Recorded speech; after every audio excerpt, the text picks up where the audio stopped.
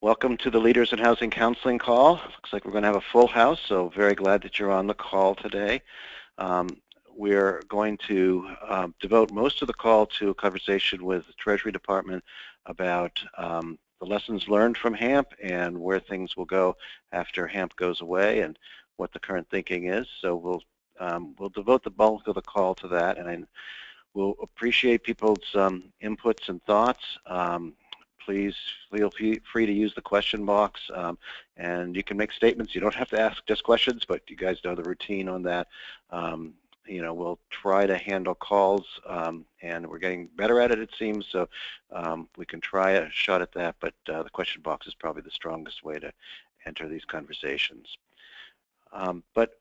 Before that, we're going to do a quick federal funding update, and we will do the latest on what we're doing on student loan debt and a training webinar we've got in place.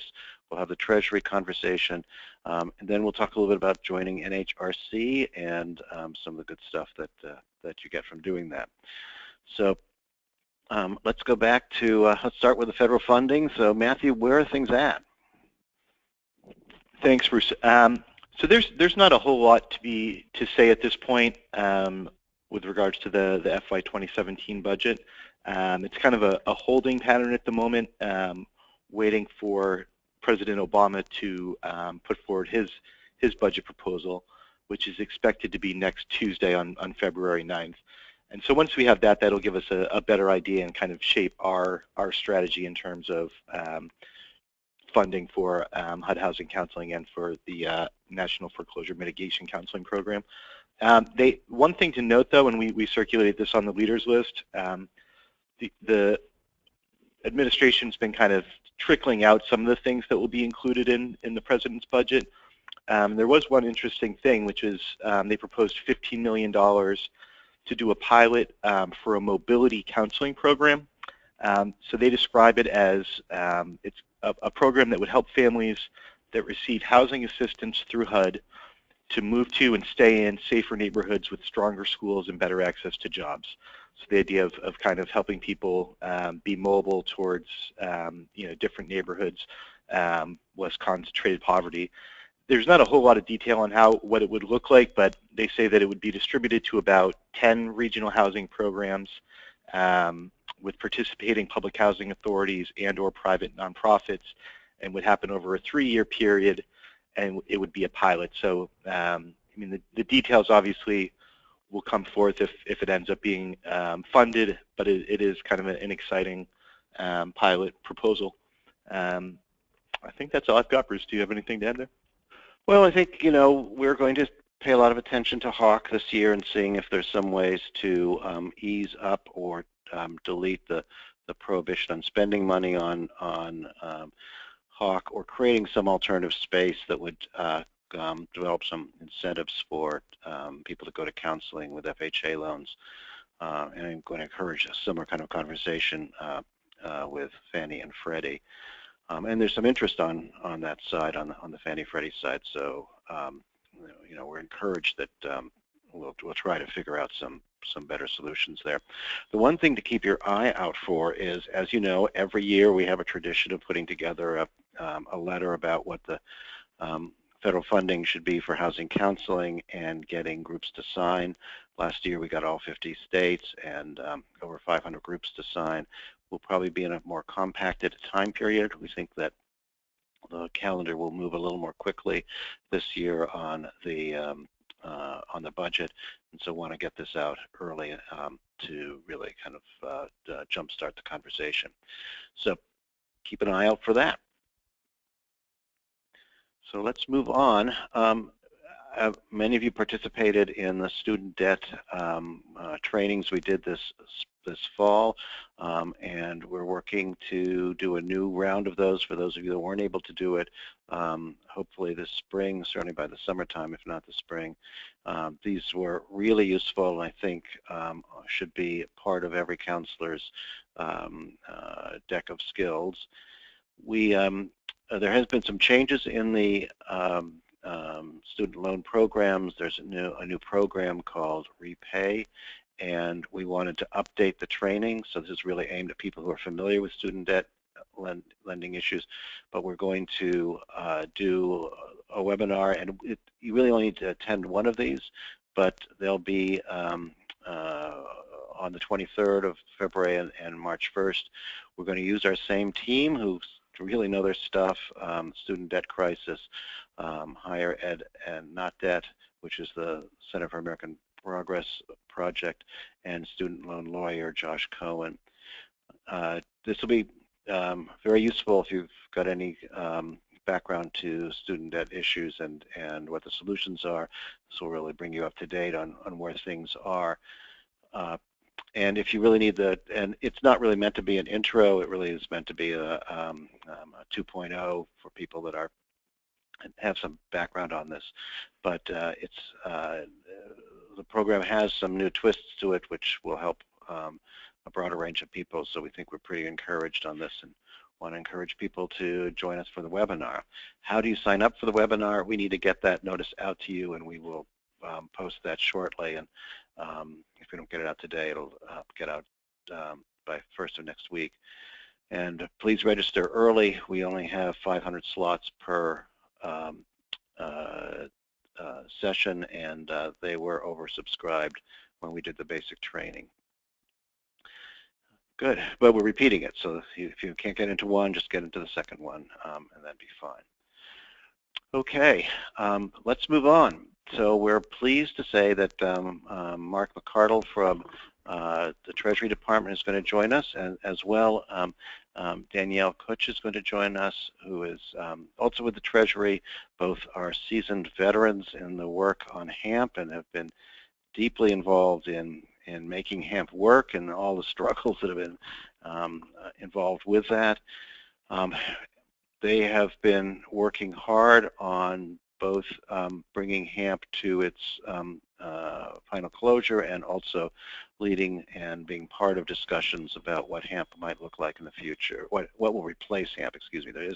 HAMP will come to an end, as I understand it, December 31st, 2016, which means that no new applications can be taken after that. And if I'm wrong, we'll have Danielle and Mark correct me, but my understanding it's that, and then there'll be a wind down period, and people that have gotten in by the deadline will still be eligible for completing the program. But let me welcome Mark and Danielle. Are you both there? Yes, Bruce, thank you. Good. And Danielle? I'm here, thank you. Oh, good. Oh, excellent. Good. Okay, so let's start off. I know you've been doing some thinking about what the lessons were learned from HAMP. What's your analysis? Well, so we do have a good track record now of tracking the data from the last 5 or 6 years, and we have what we consider some lessons learned. And some of them are pretty obvious and generally accepted, but one of which is payment reduction matters. We've seen a sustained and continued correlation between the amount of payment reduction on a modification and its long-term performance. And that's true across all buckets of delinquency and FICO score. It's the single most sort of telling factor of predicting whether a modification will succeed or fail. When you look back in 2008 and the mods they made back then, the vast majority failed because the vast majority either kept payments the same or increased them. HAMP mods, especially those that reduce payments by 20% or more, significantly perform better. So that is one key lesson learned. Another key lesson we've learned is that delinquency at time of modification matters. So that sort of means the length of delinquency at the time of the modification. Modifications with shorter periods of delinquency, those we get earlier before they go too far delinquent, consistently outperform those modifications with longer delinquency periods. And that is another long-term impact. That's one of the second most important impacts. And there's other sort of related things. For instance, LTV matters. So loans with principal reduction tend to perform better than those without. And then there's sort of, I think, lessons learned we've gotten from the other side, in that having sort of robust infrastructure and processes have been important to the success of HAMP. That because we have this sort of in-depth compliance and this escalation network and the like, that is, servicers know that they're being watched, and that has resulted in better modifications. and they've developed the controls and processes around that over time to offer the right type of offers. Danielle, anything I'm missing? No, I think you've covered the highlights of that. So when you talk about principal reduction, can you just give us an overview of sort of what the success story or what the experience has been on principal reduction, what the scale has been? It was hard to get there, but I know some are getting made under PRA. Yeah, so I'm looking for the top level statistics, but there's something like 100,000 PRA modifications in the program. Let me take a look at page 11. Looking at our monthly report here, where all this data is kept. Yeah, so HAMP modifications with principal reduction under PRA, so it's almost 200,000 modifications have been started. The typical reduction is just under $67,000, and that's approximately 32% of the amount reduced. Now remember, in HAMP PRA, you have to evaluate folks who are over 115 LTV, so we're talking deeply underwater folks. But as we track that over time, one of the findings we found is that loans receiving principal reduction have been consistently performing better after 36 months than loans without principal reduction, at least since the Q1 2012 vintage. When comparing modifications with similar credit scores, days delinquency at trial start, and the percent of payment reduction, loans with principal reduction still perform better. So even when you look at other variables that might influence performance, principal reduction seems to be an important thing, and it's one of the things we hope continues on for folks who are underwater after HAMP goes away.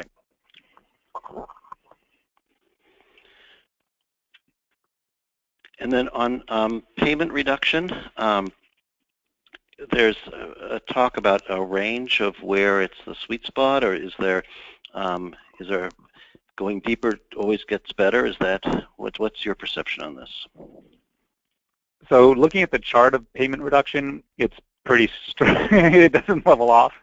So the more payment reduction you get, the longer the better performance is. There does seem to be an accelerating effect after 20%. So loans that get 10% or less perform worse. Loans that get 20% or more perform significantly better, and that is a break point. But looking just briefly at some charts that we have, the more you reduce, the performance continues to improve. There's some leveling off toward the end. And of course, HAMP, go ahead. No. I was just going to say HAMP focused on it achieves payment reduction a number of ways, but the 31% was sort of based on income, and we reduced it down to 31%, and those mods on average, saved, 40% or around $500 a month for the typical borrower for the 5 years that you had the deep payment reduction. And this is Danielle. I would just add, with all of Mark saying, one of the reasons that HAMP performs better is because of the incentives we provide. So the incentives that are provided both to the borrower and investor through HAMP provide for a deeper payment reduction.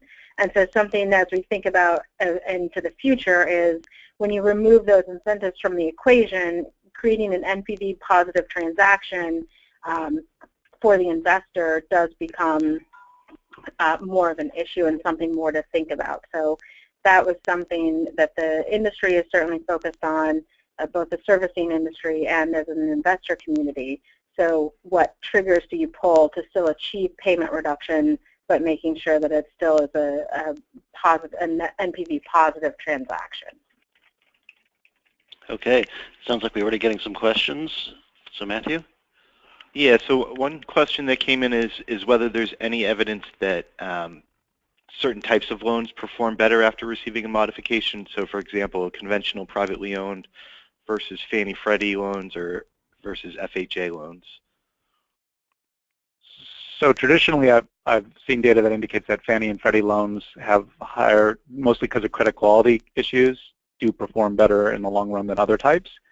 But that's more on the loan performance side, and there might be some lingering effect on the modification side too, because credit score is also very predictive of performance. So that's the third most important factor, is your credit score. So to the extent that GSE borrowers have higher credit scores going in, it probably is true that they also have slightly better performance over time in their mods. but that's the only one I've seen. I haven't seen a lot of data on FHA versus non-FHA. Have you, Danielle? I think that that's one of the new things that people are really starting to look at. Some of the OCC metrics actually combined FHA HAMP data in with HAMP data, and so it has created some confusion about the performance of those. And I think we should be seeing some more information come out here shortly, piecing some of those apart.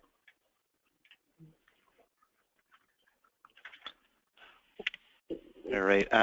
Someone else just asked for clarification whether you're talking about principal forgiveness or forbearance, because they said in their experience, Fannie, Freddie, and FHA rarely do forgiveness, and it's really a forbearance that balloons once the loan matures. Good question. That's correct. That's correct for the GSEs and FHA mostly too, to my knowledge. I was talking about with that data, the loans that have received PRA, so the non-GSE portion of modifications that HAMP does. So those were private label securities, the subprime loans that were non-Fannie and Freddie. And loans held on servicer's own book. Oh, right, portfolio. Its own book. Great. Someone else asked just if you could let us know how to access the monthly report that you were referencing. Oh yeah, it's available at treasury.gov.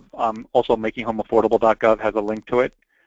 I can send a link to Bruce who can make sure he gets it out, but we publish it quarterly. It has a lot of data on the various aspects of HAMP, and it also has we do a compliance assessment of all the top 7 servicers. That's in there as well. Great.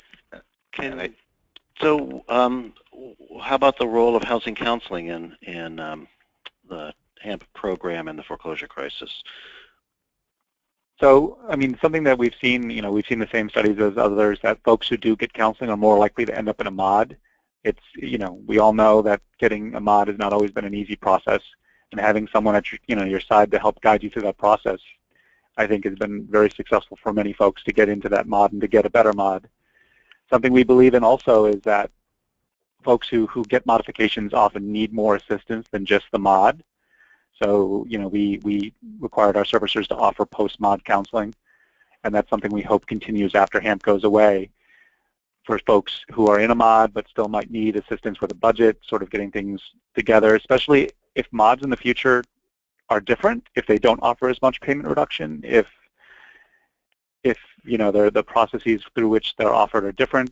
It's going to be more important than ever that folks have access to other financial tools to sort of maximize their chances of success.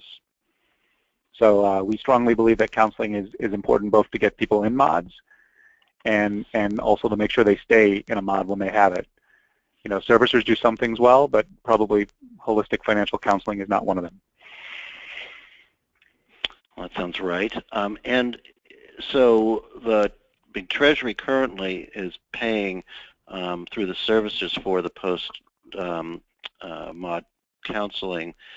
Is there any kind of public funding for that going forward, yes, or would that need to be paid on the industry? So what we were hoping through this experiment is to sort of demonstrate to servicers that counseling is value added, something that they should definitely pay for. It's a relatively modest cost per borrower.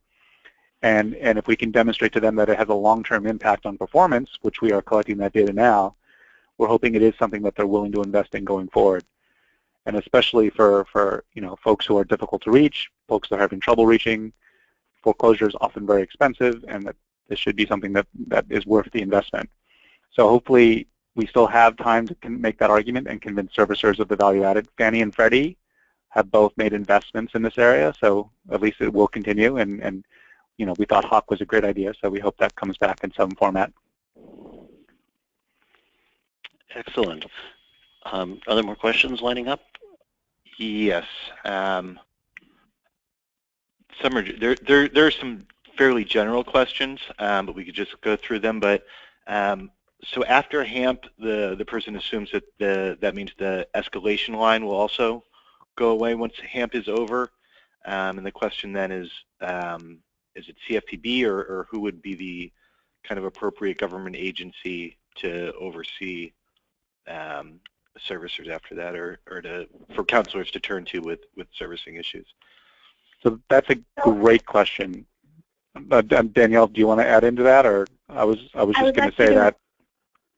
I was going to start by maybe taking the opportunity to explain a little bit more about what we're thinking about the end of HAMP first, and then we can talk about some of the other pieces and where we're thinking about how long we'll be around and other resources that can be used. So, Mark, jump in at any point, but so just for everyone's awareness, you know, as was mentioned earlier, the Consolidated Appropriations Act of 2016 did stipulate that the MHA program would end as of December 31st, 2016. However, it did have a carve-out for loan modification applications received before December 31st, 2016.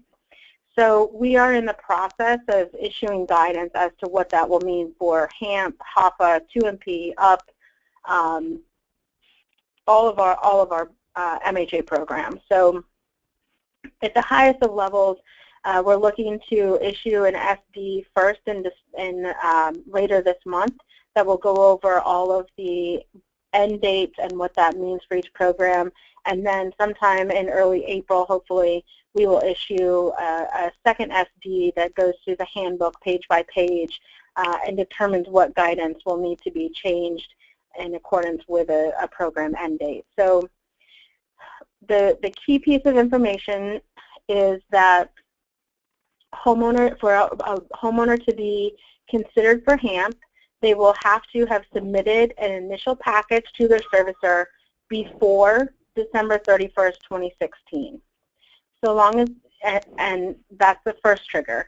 The second trigger is that that homeowner needs to complete their trial and be in a permanent modification by December 31st, 2017. So there's two different triggers there that have to be met. One is more focused on the borrower. The second is a combination of borrower and servicer activity. That's for HAMP Tier 1 and Tier 2. And again, that's a borrower has to have submitted an initial package on or before December 31st, 2016 in order to be able to be evaluated in 2017. For a streamlined modification, the borrower has to have submitted some component of the initial package to demonstrate that they are interested in a modification. This is slightly different because Streamline today does not have an application process, but we had to figure out a way or a trigger to be able to make sure that we could include them in the carve-out from the legislation and get them considered for at least some kind of HAMP alternative. So a borrower has to have submitted some component of the initial package, expressed interest in a modification, and the servicer again will be able to offer Streamline HAMP in 2017 in accordance with their policy, so long as the perm mod effective date is December 31st, 2017.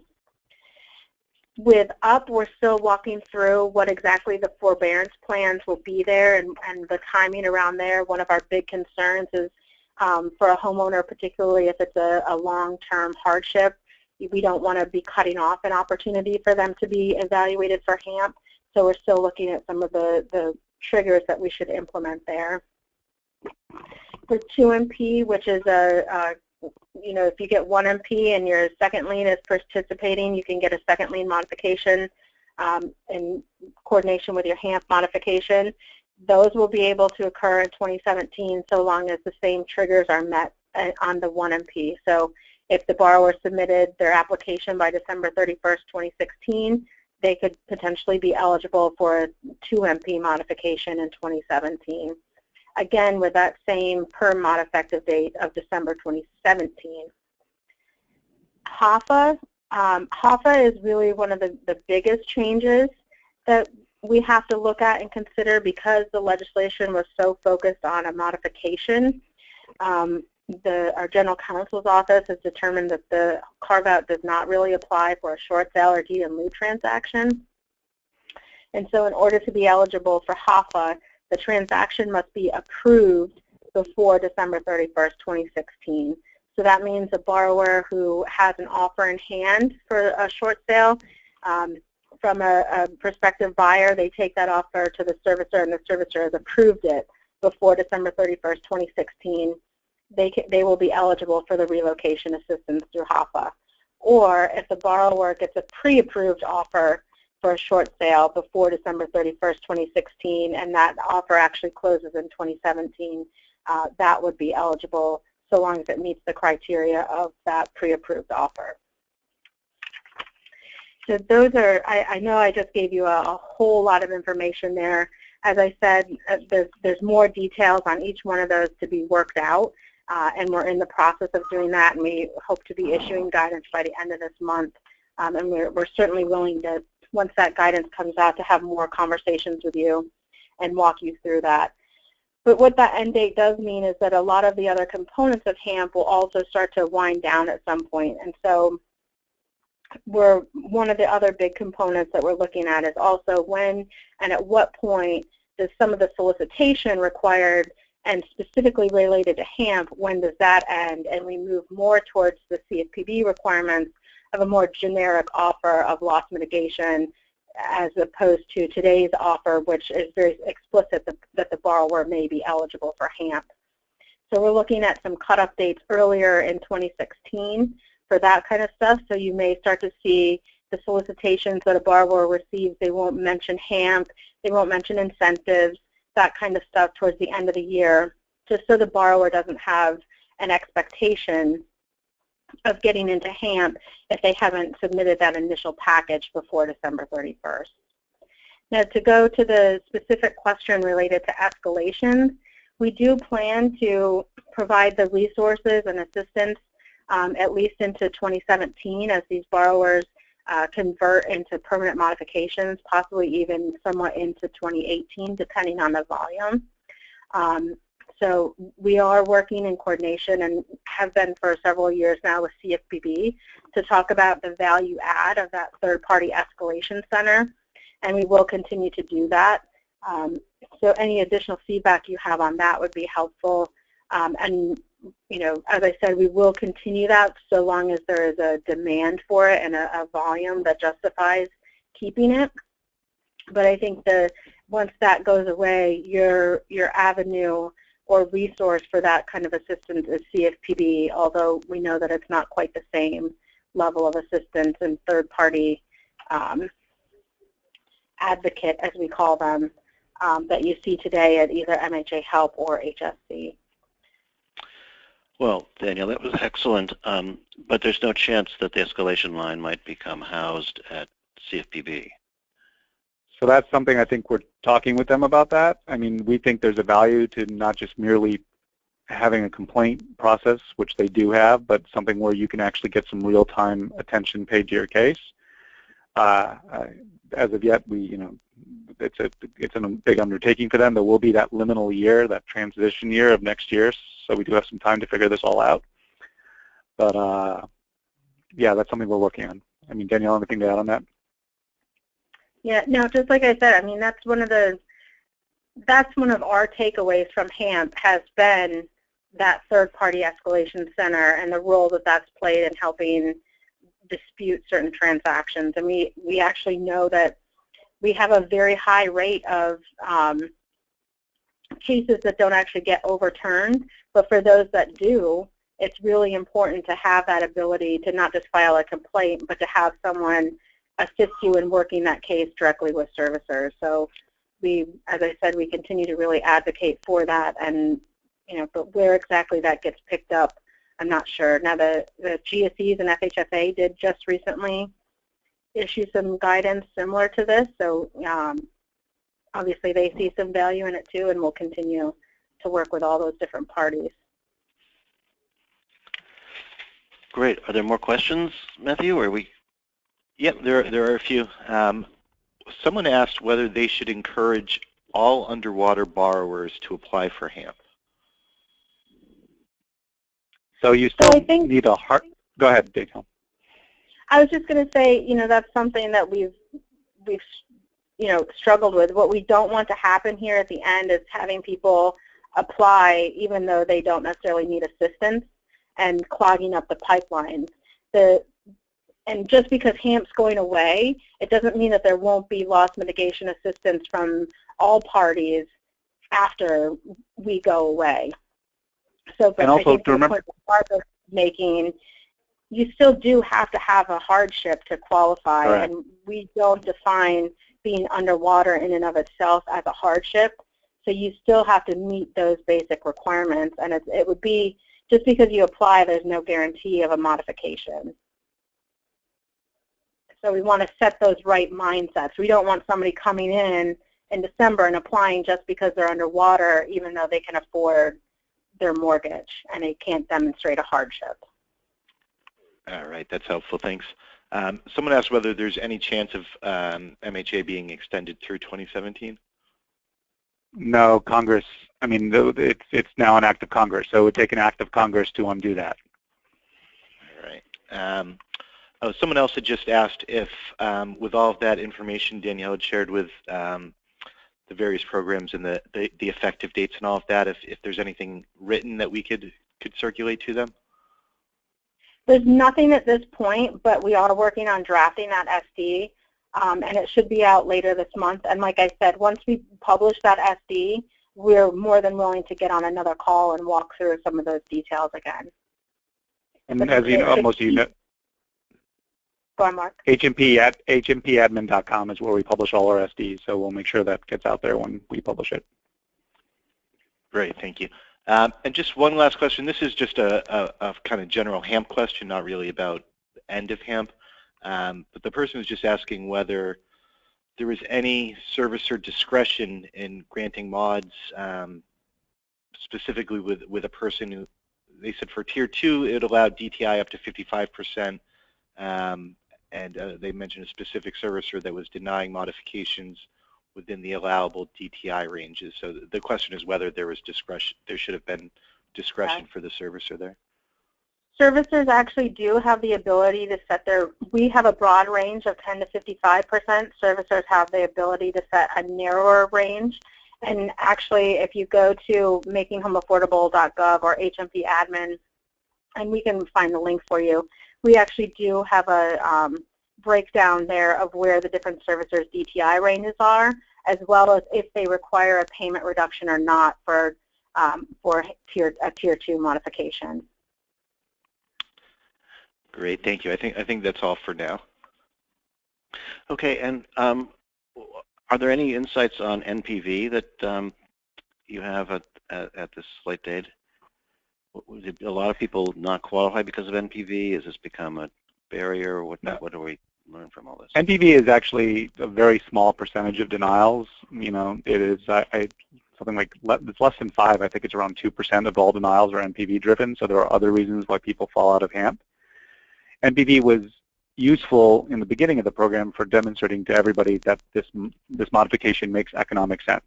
So you, the investor, this is really the best outcome for you. You, the homeowner, you, the servicer.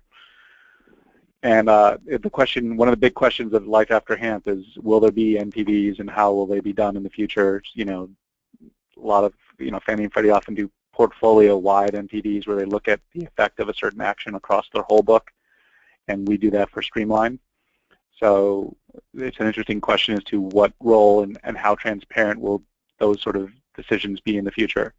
Because there will still always be this economic, does this modification make sense in every case, and when does it make sense? And servicers will have to have a consistent way to apply that. So, but it's an interesting idea to, instead of doing the NPV on the individual property, to consider it over across the entire portfolio.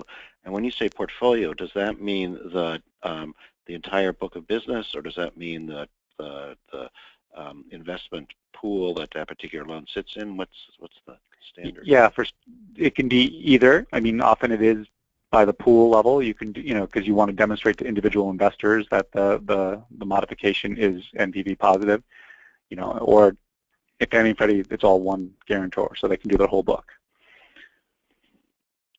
Interesting. So at the point where we stopped getting, after December 31st, 2016, when you can no longer submit for HAMP, there's been a large discussion going on about what will modifications look like post-HAMP. Do either of you can you tell us about the process and what you think it looks like so far? So this has been an ongoing conversation. Danielle can feel free to add in. And we started it last September where we sort of had a Life After HAMP gathering.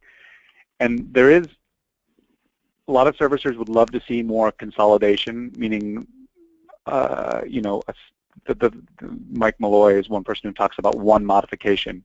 Could there be a standard set of options that cut across FHA, the GSEs, any of their own loans they have, any PLS we have, so that you know, a homeowner or a counselor knows exactly what the options would be across investors? We're not there yet, but that is still a goal of many folks. I think something that came out of our meeting, and you know, there was another meeting at FHFA recently, was that there are a series of principles that most people agree to. The question is exactly how they'll get there.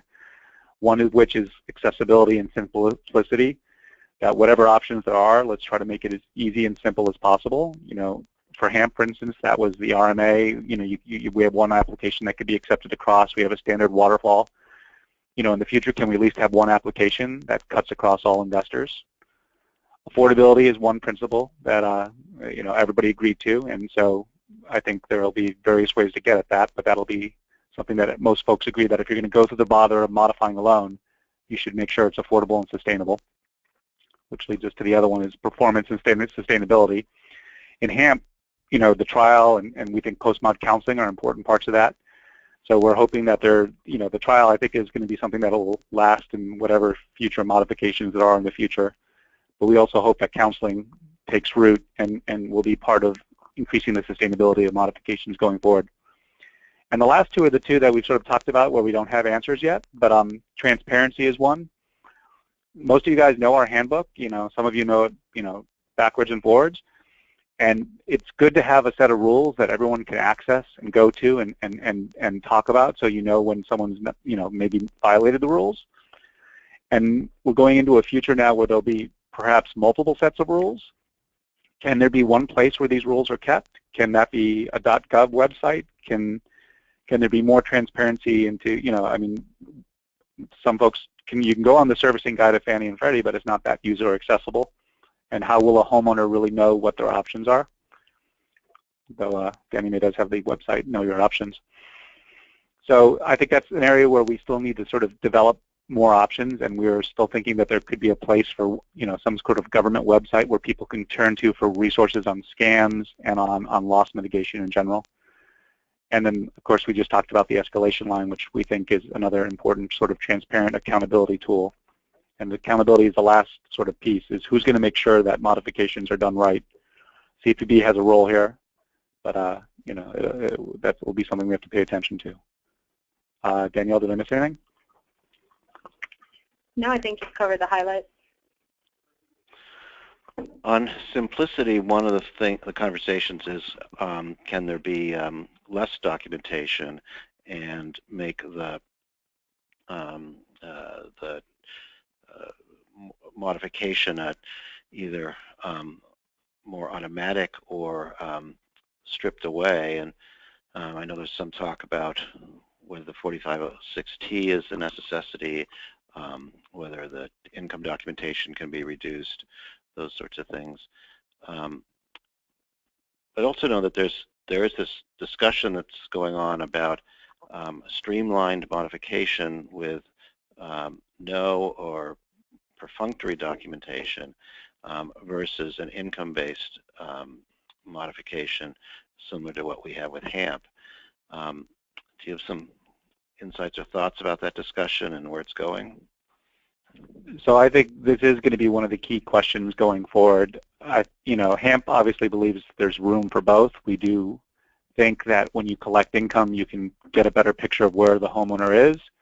And HAMP, of course, is trying to target a DTI, and whether one DTI is appropriate or not, we can debate. But there are folks who believe that having some kind of income-based mod is value added, and that you can have a more sustainable mod if you know where the homeowner is. And, you know, you can talk about whether that's, you know, 5-year mod like HAMP or some other time period, or can we tailor the mod to the situation? The other side of that coin is documentation has been always one of the biggest challenges to getting folks into mods, and that was the impetus behind Streamline, is there are just folks that we cannot reach, and Streamline sort of gives them one, you know, the you pull all the levers at once in a standard mod and in a streamlined mod, and you give them your best shot at an affordable payment and hope they can make it. Now, the way it works in HAMP is we start off with Tier 1, and then we fall back into Tier 2 and streamline if they're 90 days delinquent.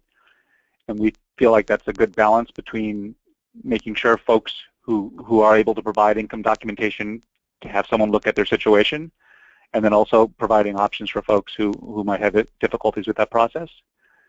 So in the future, it'll be interesting to see where folks land. I think there's still a place for income-based mods, and I think the record on HAMP is that they've performed very well. And the role of, I think Streamline, though, will be something that will continue to exist in some format going forward. Danielle? I think that's right. Streamline is a tool. It's not. I don't know that we see it as a permanent solution for all situations, but you covered that more adequately than I said it. Well, it's a good point. I think I and probably everybody on this phone agrees with that, and certainly understand the problems of getting full documentation in for people on the one hand, but that for appropriately figuring out what people can afford is a key piece. Yep. For people who are listening who haven't been part of the conversation, there is a strong contingent of people in the servicing and in the Fannie Freddie community that are arguing for a pure streamlined model. That means essentially that there won't be income-based resolutions. They'll be based on capitalizing the arrears, bringing rate to whatever the value of the what the current market rate is, extending out to 30 or 40 years, and then seeing where you've landed. And if you've landed at a 20% reduction in payment, then you're good to go. And it could be 25%. And maybe there's a feeling that going too deep is a problem as well. And I mean, this is the kind of the place where, I think a world that gives us both options, and that they're and having income-based as the first entry is the ideal world. But there's definitely a strong counter-argument against that we need to go to streamlined, and we will capture people. We'll capture a large enough percentage of the people by just doing streamlined. So this is an area that we will need to figure out how to weigh. And actually, is there on the policy side? I mean, housing counselors bring a huge amount of practical experience to HAMP, and will be dealing with the post-HAMP world. Is there any format for them to provide their kind of expertise and input on this? Well, this year in particular, we are trying to solicit as much feedback and input and make sure that counselors who are sort of the front lines of loss mitigation are aware of everything that's going on. So, of course, they can funnel feedback through you, or if I meet with counselors all the time, they can funnel some stuff through us directly if they have opinions or feedback. And if there are events or other things this year where folks are talking about this, we are willing to go anywhere to speak about the end of HAMP and what that means and what the options are going forward, because we think it's important that folks have the knowledge, as much knowledge as possible about this as we head rapidly toward the end of MHA. Good. Do we have more questions to the pipeline?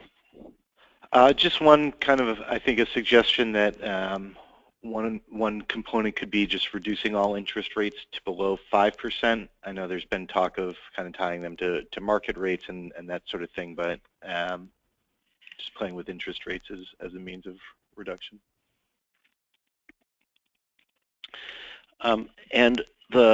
Well, there have been changes in the hardest hit program, or at least there's new money coming in. Do you have some insights on that? Yeah, the same bill that ended HAMP allowed Treasury to make up to $2 billion investments in the existing 19 HFAs. So the bad news is there are no new states. The good news is there are going to be new resources to states. we're working through right now how exactly to allocate those funds. We want to take into account the fact that some states have been better than others in using funds, and we want to make sure that funds don't go, unutilized in these new rounds of funds. We're also trying to recognize the fact that there's a variety of different sort of significant pockets of need in after the housing crisis. Negative equity is concentrated in a handful of states. There's significant blight problems in some states. And so we're trying to approach that both will get the money out quickly and reward states that can utilize it, but also recognize those pockets of need. So the good news is that the Hardest Hit Fund will be around for a few more years to help, sort of these areas that were hard hit from the crisis recover fully. Just one other question is... More news on that soon. Go ahead. Okay. Sorry to interrupt. One last question is, if folks do have ideas that they'd like to share directly with you all, how can they go about doing that? So, I mean, I've got no problem giving out my email address, but it's mark.mccardle@treasury.gov, so don't kill me on that, but... Yeah, So, and mine's a little more complicated, Danielle.Johnson-Cutch@treasury.gov, but, if you, Bruce, you can certainly share our contact information or even, we speak with you quite frequently, so as people funnel information to you, you always are good at bringing it to our attention. We're glad to do that, and we usually put a follow-up email out, and we'll do one with your contact information. We won't put it on the top with a big, write these people immediately. We'll tuck it into a paragraph so that the more patient people will respond. And but I mean, I think people have a lot to say and have had a lot of experience. And the more voices we hear, the better. We'll make sure also we get you the links to the quarterly report. And what else did we promise? I think there was something else we were going to send you. The DTI payment reduction, and I sent them a chat function, so I don't know.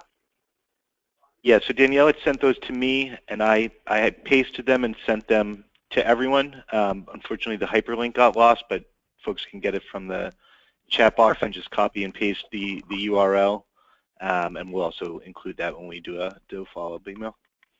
Yeah, no, I think that's great. If we shoot it out as an email, it's the easiest way for people to be able to do it. And not everybody gets on these calls, and we have a pretty robust link to the piece. I mean, at the meeting with FHFA, one of the things that I had suggested is that with these streamlined models, if we would take work with a few counselors to take some sample cases and just see how they would get treated, so we could do a comparison between what happens in the income-driven versus what a streamlined no-doc model would produce, or what one of the proposed models would produce. It would give us some real sense of what the differences and what the choices are that we're making here. I think this is one of those things that's hard to make actually happen, but Mark, if there's a way to actually say we want to see this happen, that would probably be useful, and I'm sure we won't have any problem getting volunteers from this crew to spend some time figuring out what the spectrum of cases might be to take a look at. Good. Yeah, you're welcome. Good. Well, thank you very much for this. It was very helpful. Appreciate both of you. I think this is the kind of information we're very interested in hearing. We would definitely, I think, when things are more solidified, let's have you come back again.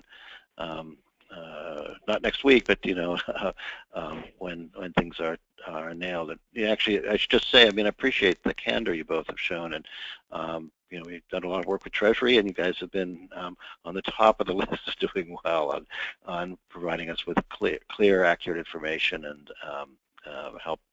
having a helpful analysis of what's going on. We look forward to coming back. Thank you so much. All right. Thank you. Good. So let's move on quickly. We only have a few more minutes left. So our next call is going to be in 2 weeks, a regular scheduled call, and I don't know how much you've been following this, but you may have heard that there's a duty to serve rule, which is with Fannie Mae and Freddie Mac, under the when they were created by Congress. They were given a responsibility to serve the public and to meet do special work with underserved populations. Their affordable housing goals that are set to try to accomplish that, but there's also this extra duty to do more difficult to reach populations, and there's been a proposed rule that's been put out, and that final rule will and they're asking for comments, and the comments need to be submitted in March. There's been a lot of discussion among advocates around this, as well as I'm sure in the financial services industry. It identifies, I'm not going to get the list completely right, but manufactured homes, rural housing, and housing preservation particularly for multifamily rental, but also broader than that as well. This is, thick in the weeds policy on one level, but it will have a huge impact on our work on another level, which is that what Fannie and Freddie choose to focus on their special programs will be defined by what the duty to serve and affordable housing goals are, and their and that's how they get evaluated. So this is where some big problems may get solved if we can get it done right. We've been very interested, actually Matthew's been spending a lot of time working on how to integrate housing counseling into the proposal. And many of you around the country have been, or a few of you actually, not very many I know, have been kind of looking at these questions. Ellie Pepper, who you are familiar with from Empire Justice Center, is putting together a presentation that she'll do in a couple weeks that will kind of give you the background of how the program works and some of the thoughts about what might be good to make comments on. We'll do a letter which will have a comprehensive list, but there is no problem with having multiple comments get submitted and having some diversity of opinion, but also some where a lot of us are submitting around some of the same ideas, and try to circulate those as they evolve. But the first step is to give you some background, and so Ellie Pepper will be our guest in 2 weeks, and we will do a deeper dive into the duty to serve. I think we just started our next round on membership and getting people to renew their membership dues on NHRC. We do have a nice, strong membership role, and that we deeply appreciate the role members have played. Interestingly enough, in previous leaders in housing counseling meetings that we've had, the national meetings, we've always had almost half the attendance was by members. This last year, 2/3 of the attendance was by member organizations, and we continue to grow and appreciate the role members play. So if you haven't joined, please do. You're supporting a tremendous amount of advocacy work. We're a 2-person shop. We really should be at least a 3-person shop. We'd like to get somebody who can get out in the field more and do more work with local agencies. There's a lot we think we can do that will help build the housing counseling infrastructure if we can help build statewide collaboratives around the country where you can develop more local funding sources and independent from what the federal government is doing. Our role in that would not be to organize these, but there are things we can do to support them. We're certainly going to spend time in 2016 to help organizations develop these collaboratives more or expand the existing ones, and try to get some more of the tools out there on this. We know there's tremendous support in HUD on these kind of ideas as well, and we'll be able to help you develop it. But again, this is the kind of thing that we need to have more hands doing this. We're pretty far behind right now on many of our projects, we just need to be a little bit more robust, and that means more membership to keep us going. We have membership benefits. You get the financial, the Foundation Guide, which is that giant book you get at the library and now is online, of all the foundations that you can easily organize by interest area.